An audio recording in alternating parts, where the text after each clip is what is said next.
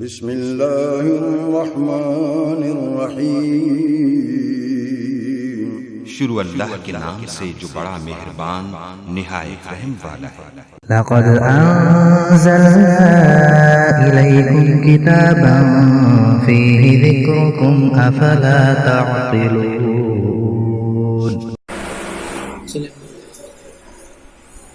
نحمده ونصلي ونسلم على سيدنا ومولانا محمد رسوله النبي الأمين المقيم الأمين الكريم الرؤوف الرحيم، أما بعد فأعوذ بالله من الشيطان الرجيم، بسم الله الرحمن الرحيم۔ استغفر ربكم ثم توبوا إليه يمتعكم متاعا حسنا، وقال تعالى استغفر ربكم ثم توبوا إليه يرسل السماء عليكم مدرارا، وقال تعالى فاستغفروه ثم توبوا إليه إن ربي قريب مجيب، وقال تعالى واستغفر ربكم ثم توبوا إليه إن ربي رحيم ودود۔ صدق اللہ مولانا العظیم۔ معزز سامعین و ناظرین، السلام علیکم ورحمۃ اللہ وبرکاتہ۔ اللہ رب شانہ کی دی ہوئی توفیق سے ان 4 آیات کریمہ کی تلاوت کی۔ ہمارا گزشتہ جو خطاب ہے استغفار اور توبہ میں فرق، اسی کے متعلق آج بھی گفتگو ہوگی۔ ہمارا پہلا جو خطاب رکا یا ہم نے جہاں تک کیا وہ تھا کہ اللہ تعالیٰ نے ان کی طرف رجوع فرمایا، اللہ تعالیٰ نے ان پر توجہ فرمائی، اللہ نے ان کی طرف توجہ فرمائی تب یتوبوا، اللہ نے ان پر توجہ فرمائی یعنی رجوع فرمایا تاکہ یہ گناہ گار بندے اللہ کے حضور توبہ کریں۔ تو فرمایا اللہ نے ان پر توبہ فرمائی تاکہ یہ بندے اللہ کی طرف توبہ کریں۔ اب دیکھیں ایک ہی آیت پاک میں کس طرح اللہ رب العزت نے بیان فرمایا ہے۔ فرمایا اللہ نے ان پر توبہ فرمائی تاکہ یہ گناہ گار بندے اللہ کی طرف توبہ کریں۔ اب یہ 2 قسموں کی توبہ کا ذکر ہے، پہلے اللہ کی توبہ، اس کے بعد بندوں کی توبہ، پھر فرمایا تیسرے درجے میں ان اللہ هو التواب الرحیم۔ جب بندے اللہ کے حضور توبہ کرتے ہیں تو بے شک اللہ بہت توبہ کرنے والا ہے اور توبہ قبول کرنے والا ہے، اور توبہ کرنے والا سے مراد توبہ قبول فرمانے والا ہے۔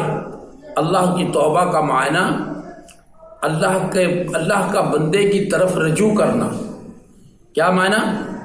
اللہ کا بندے کی طرف رجوع کرنا اپنی رحمت کے ارادے سے، اپنی بخشش کے ارادے سے، اپنی ہدایت کے ارادے سے، اپنی شفقت کے ارادے سے، اس بندے کی حفاظت کے ارادے سے جب بندہ اللہ کی طرف رجوع کرتا ہے،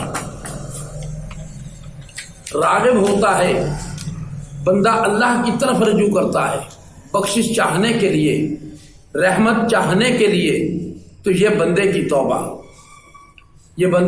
ہوئی۔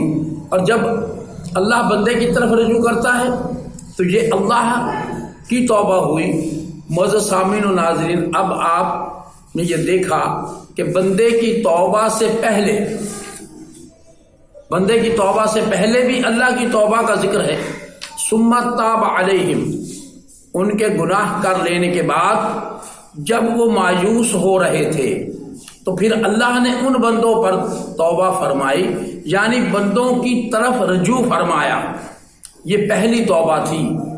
پھر اللہ کی دوسری توبہ بندے کے توبہ کرنے کے بعد ان اللہ هو التواب الرحیم، اللہ بہت توبہ قبول فرمانے والا ہے۔ یہ توبہ کی قبولیت کی توبہ ہے، یہ اس کی توبہ قبول ہوئی، قبولیت کی توبہ ہے، اور جو پہلی توبہ ہے ثم تاب علیہم، یہ توفیق کی توبہ ہے۔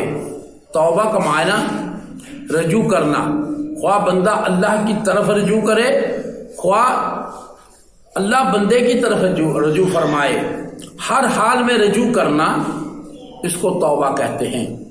بندے نے اللہ کی طرف رجوع کیا، بندے نے اللہ کی طرف رجوع کیا تو بندے کی توبہ ہو گئی، اور اللہ نے بندے کی طرف رجوع کیا تو اللہ کی توبہ ہو گئی۔ تو اللہ نے جب رجوع فرمایا پہلی بار بندے پر، ثم تاب علیہم، اللہ نے بندے پر توبہ کی، یعنی اس نے رجوع کیا، یہ اللہ کی پہلی توبہ تھی۔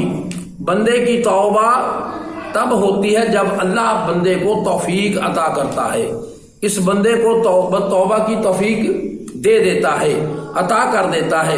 توفیق دینا بھی یہ اللہ کی طرف سے ہے، توبہ ہے۔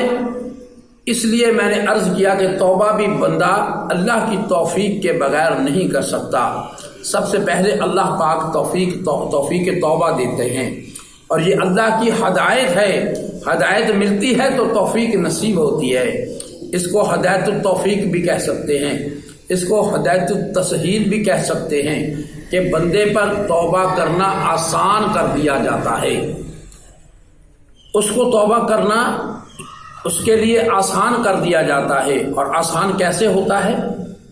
کہ بندہ سویا ہوا تھا، یہ ایک مثال بھی دے رہا ہوں اور ہے بھی ایسی حقیقت، گناہ پہ گناہ کیے جا رہا تھا، غفلت کی نیند میں تھا، سویا ہوا تھا، جاگ ہی نہیں رہا تھا، اسے اپنے گناہ کی ہیبت کا اندازہ نہیں ہو رہا تھا کہ اس کا گناہ کتنا ہلاکت انگیز ہے، کتنا ہیبت ناک ہے، کتنا تباہ کن ہے، اس کی آخرت کو کتنا تباہ کر دے گا، اس کا انجام کتنا برباد کر دے گا، اس کا دل کتنا سیاہ ہوتا جا رہا ہے، اور ایمان کا نور کتنا مٹتا چلا جا رہا ہے، اور سیاہی آتی جا رہی ہے، اور بندہ کتنا اللہ سے دور ہوتا جا رہا ہے، دھتکارا جا رہا ہے۔ یہ سب کچھ ہو رہا تھا گناہوں پہ گناہ کے نتیجے میں، یہ سب کچھ ہوتا رہتا ہے، لیکن بندے کو احساس ہی نہیں ہوتا۔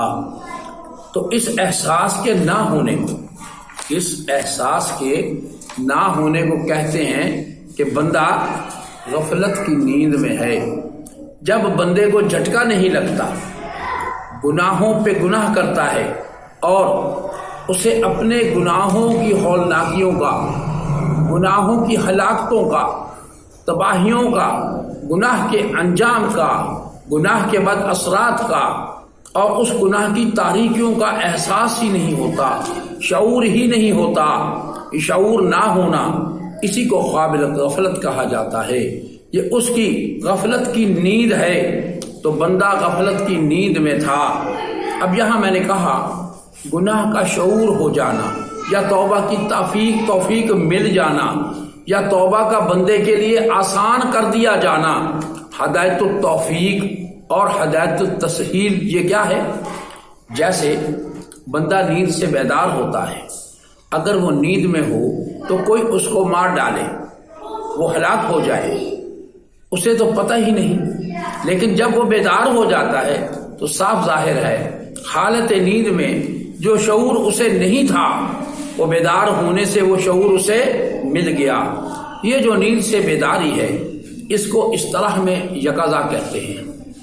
نیند میں بیدار ہونا، اس کو یقظہ کہتے ہیں۔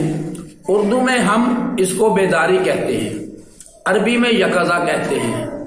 تصوف، سلوک اور معرفت کی زبان میں جب یہ لفظ استعمال ہوتا ہے تو اس لفظ کو یقظہ ہی بولا جاتا ہے، یقظہ ہی کہا جاتا ہے۔ اس لیے اولیاء اور عرفاء اور صوفیہ کاملین اور ناصحین جب توبہ کی بات کرتے ہیں تو توبہ کی ابتدا، توبہ کے مضمون کی ابتدا یقظہ سے کرتے ہیں۔ بیداری یعنی آدمی جاگ اٹھا ہے، اور جاگ اٹھنے کا مطلب یہ ہے کہ وہ جو گناہوں سے سیاہی اور تباہی و بربادی مرتب ہوتی جا رہی تھی، اور غفلت کی نیند کے باعث اسے اندازہ نہیں تھا کہ میرے ساتھ کیا ہو رہا ہے۔ اب جاگ اٹھنے کا مطلب یہ ہے کہ اسے دل کی سیاہی نظر آ گئی۔ اب جتنی بات میں کہہ رہا ہوں اسے صرف علم کا مضمون نہ سمجھے، اسے اپنے اوپر وارد کرتے چلے جائیں اور اپنے حال پر اپنے گریباں میں جھانک کر اور اپنے حال پر وارد کریں اور سمجھیں اور اپنے قلب اور باطن میں اتارتے چلے جائیں۔ یہ شعور اترتا چلا جائے آپ کے اندر۔ تو جب بیداری ہوئی تو اس کو پتہ چل گیا کہ اوہ میں تو اتنا گناہ گار ہو گیا ہوں، میرا دل اتنا سیاہ ہو گیا ہے، میرا جو ایمان کا نور تھا وہ اتنا بجھ گیا ہے کہ میرے ایمان کے نور کی جو شمع ٹمٹما رہی ہے وہ ختم ہونے کے قریب ہے، اتنی سیاہی چھا گئی ہے، میں تو ہلاکت انگیز ہو گیا ہوں، میں ہلاکت انگیز انجام سے دوچار ہو گیا ہوں۔ وہ بیدار ہوا تو اسے پتہ چلا کہ میں اللہ سے کتنا دور ہو گیا ہوں۔ وما علینا الا البلاغ المبین۔ آنکھ ہر وقت میری تجھ سے لڑی رہتی ہے، آنکھ ہر وقت